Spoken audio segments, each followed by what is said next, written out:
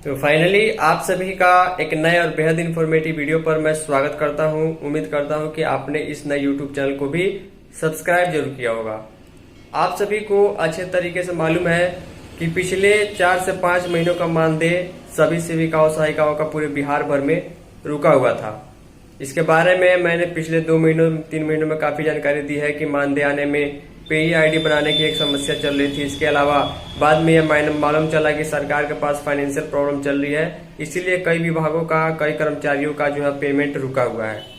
हालांकि कल 11 मई 2026 दोपहर के 2 बजे के आसपास कई सेविकाओं को उनके बैंक से जुड़े मोबाइल नंबर पर मैसेज आना शुरू हो गया और इसकी जानकारी मैंने आप सभी को मेन चैनल पर ही उपलब्ध करा दी थी कि किस प्रकार 1 महीने का मानदेय 9,000 रुपए आप सभी के खाते में आना शुरू हो चुका है।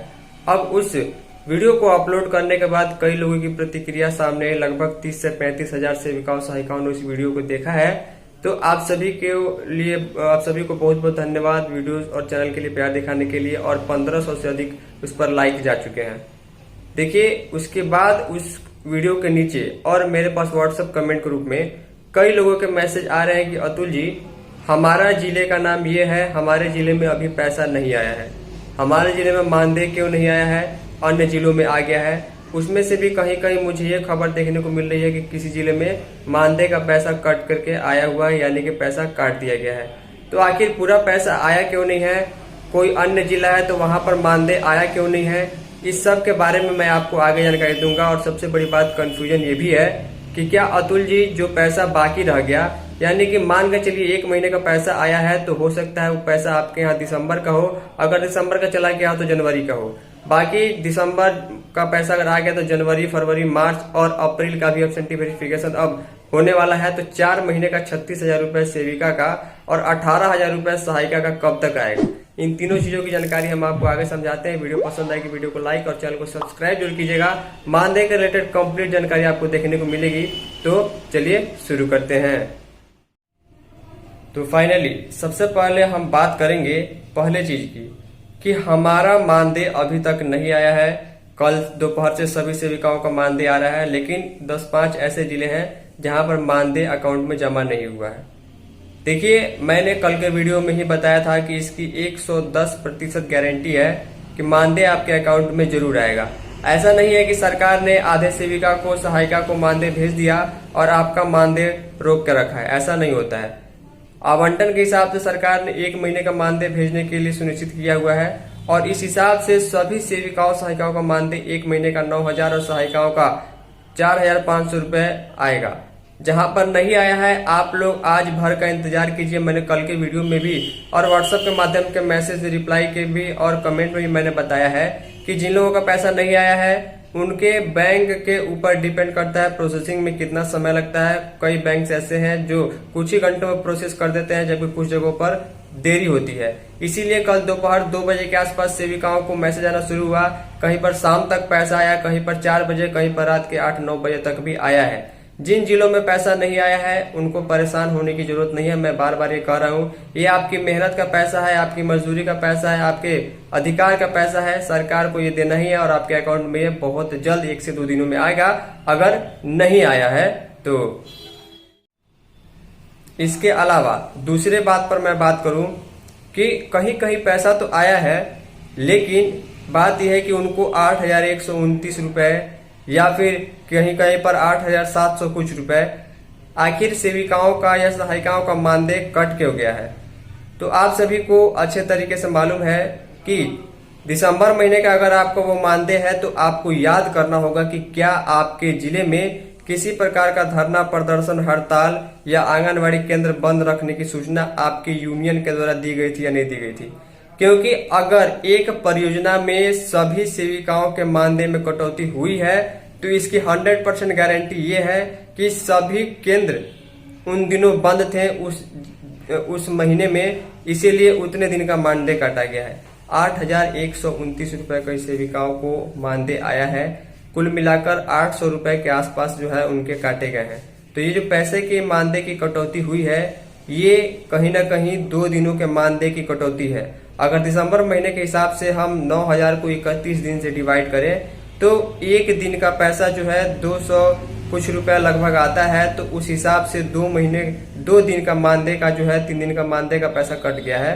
तो इसमें कोई बड़ी चिंता की बात नहीं है।